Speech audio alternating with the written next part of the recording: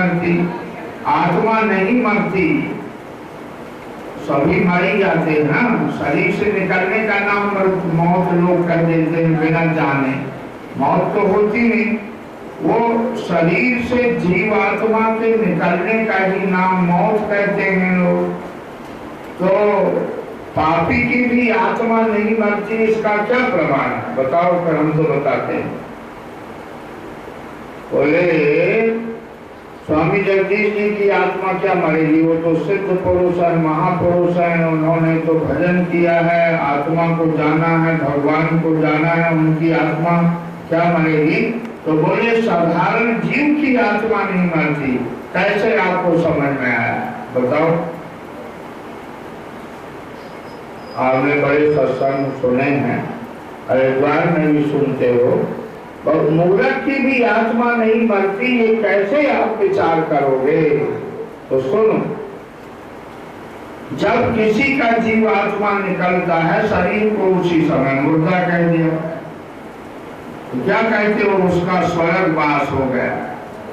स्वर्गवास हो गया माने वो स्वर्ग में चला गया है। होता तो नरकवास ही है, 100 में 99 का एक ही कोई स्वर्ग जाता है। और पर अपने पुरखों को कौन कहेगा कि नरकवास हो गया? तो सब स्वर्गवास कहते। चाहे कोई नरक में जाए और चाहे कोई स्वर्ग में जाए, महापुरुषों की बात अभी छोड़ो, चाहे कोई स्वर्ग में जाए और चाहे कोई नरक में जाए, ये शरीर में कोई रहता था वो न गया। नरक में जाके दुख भोगेगा, कोई इसमें रह रहा था वो ना दुख भोगेगा। स्वर्ग में वो न जाएगा जो इस शरीर में रहता था, नरक में वो न जाएगा जो ये शरीर में रहता था। अच्छा देखो, चाहे हिंदू हो, चाहे मुसलमान हो, चाहे सिख हो, चाहे ईसाई हो, कहने लगे भाई वो उसकी आदि को तो देख रहे हैं, वो यहीं बैठे हैं, यहीं बैठे थे ना, तो उनकी वो यहीं बैठे हुए हैं। तो आत्मा रूप से वो जो संत होते हैं वो विराजमान रहते हैं, जो आत्मा सर्वव्यापक रहती है।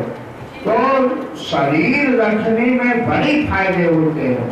क्या फायदे होते हैं? उनकी पूजा होती है, उनका स्मरण होता है, तो उनका कीर्तन होता है, उनका ध्यान होता है, तो मनोकामना पूर्ण होती है, मन शुद्ध होता है, भगवान में चित्त लगता है, ये फायदा होता है। यही कारण है कि जब हम लोग वहां से यहाँ पर आए तो तुरंत हमको शांति का अनुभव हुआ और हम लोग आपस में यही बात करने लगे आपस में तीनों कि यहाँ पर शांति के परमाणु हैं। तो आप लोगों को कल श्रद्धांजलि होगी, तो कल भी बोलेंगे, कल आपको देर भी हो गई हो, प्रसाद वितरण होगा। और बहन महर्षि ने आज्ञा जी कहा, हमने कहा चलो 2 मिनट बोल लेते हैं, तो ये बहुत अच्छा हुआ। एक बात कहते हैं, क्या करना चाहिए? तो आपके गुरु तो स्वामी जगदीश जी हैं, इसमें क्या जुड़ा है? उन्होंने अपनी हस्ती मिटा दिया, शरीर के मैंपना को मिटा दिया। कल 2-4 संस्मरण आपको सुनाएंगे स्वामी जी के। तो आज यही कहते हैं, स्वामी जी सच्चे वैरागवान संत थे, सच्चे वैरागवान संत। इनको वैराग हुआ जब से, तब से कभी ये लोभ में फंसे नहीं। कैसे? हमारे हरिद्वार में एक भल्ला जी है, आप लोग जानते होंगे, और शंकर जी की मूर्ति लगी है ना, तो एक एक पत्ते वो सजाते हैं शंकर जी को, वो भल्ला जी। तो भल्ला जी का मकान है, स्वामी जी के एक लड़के हैं, वो वही रहते हैं, बहू रहती है, सब लोग रहते हैं। तो उससे पहले शुरू में उनका मकान है। तो आज जैसा आप जानते हो, पहले वो भगत थे, वो देहरादून वाले, वहाँ स्वामी जी ठहरते थे, फिर चिन्नौर में ठहरते थे, फिर यहाँ ऊपर ठहरते थे। तो उन्होंने हाथ जोड़ के कई बार कहा कि मैं 2-3 कमरे आपके लिए बिल्कुल समर्पित किए देता हूँ, ये मेरे सामने की बात, जब आप आए तो यही थे, क्यों यहाँ वहां थे? एसी है, सब है, पंखा है, कूलर है, जो आपके उपयोग का हो आप लगाएं, जो आपके उपयोग का, और वो मैं आपके नाम किए देता हूँ, रहेंगे। तो स्वामी जी ने क्या कहा, बोले उस मोहल्ले में वो लोग रहते हैं इसलिए मैं वहां नहीं रहूंगा। देखो क्या पैदा है। जब से परिवार को क्या हमने कभी नहीं देखा कि वो गए हों या कोई पैसा दिया हो, कोई तो सच्चे बैरागी संत थे। ये बात से मालूम, कोई और होता तो बोले हमारे सेवक भी रुक जाएंगे, जब ये 4 कमरे दे रहा है दान में, हैं?